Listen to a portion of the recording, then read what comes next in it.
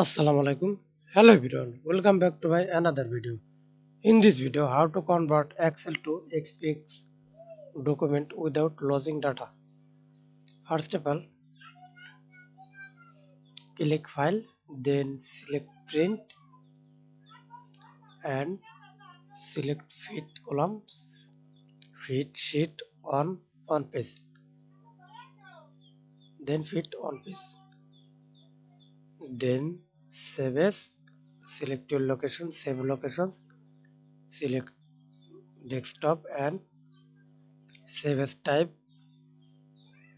We can print XPS document, then click here standard publishing online and printing and or minimum size publishing online.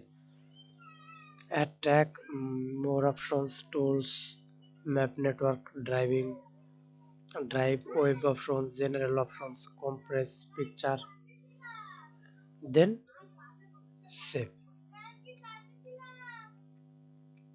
and click Office XML handler, then OK. Thanks for watching video.